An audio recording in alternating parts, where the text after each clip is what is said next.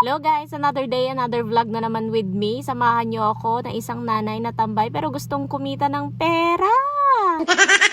Ilang araw na nga nag-uulan-ulan dito sa amin at eto na nga tinanghali na ng gising dahil napasarap ang tulog ng tambay na ina. Huy! Sino ba naman kasi ang hindi mapapahimbing sa tulog kapag kaganito yung feeling kapag umuulan sa gabi? O diba, napakasarap matulog mga mima. Lalo na kung tambay ka lang naman at wala ka namang time in time out na hinahabol. Huy! Gigising na lang talaga yan siya sa oras na gusto niya. Hindi, joke lang. Sa totoo lang, gusto ko na nga din talagang magtrabaho. Kaso nga lang, na-jontes ang babae mo, sis. Kaya naman ano pa bang magagawa natin? Kundi magpakaulirang ina at magpakaulirang asawa na lang talaga tayo dito ngayon.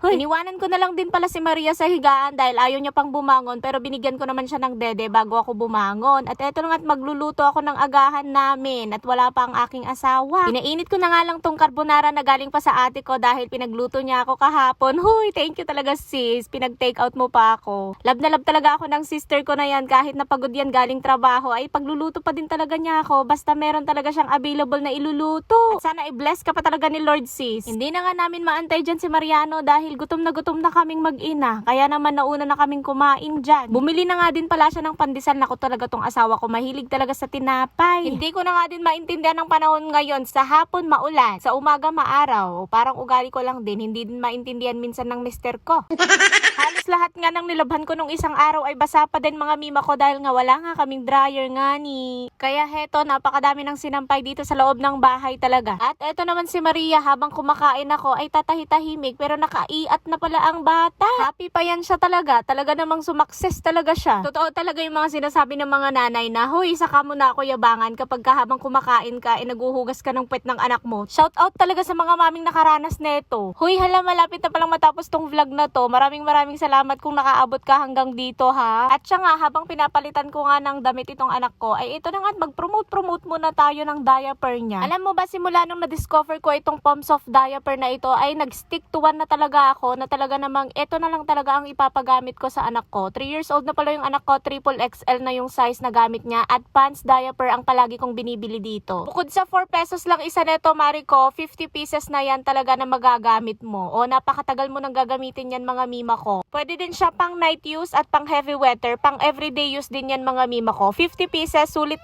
na yan. Dumating na nga dyan si Mariano at pinalitan na niya yung tali ng duyan namin kasi naman nakita na niya at napansin niya na napudpud na pala yung tali niyan. Yung pinagkabitan niyan guys, pudpud na pala kaya napansin niya.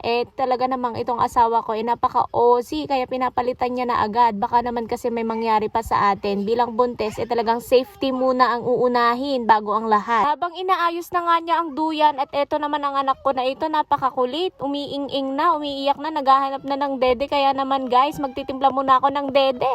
At ayun na nga ang mini vlog natin guys. Thank you so much kung nakaabot ka hanggang dulo. Maraming salamat sa panonood mo sa walang kwenta nating vlog for today's video. Thank you so much and see you on my next vlog. Bye!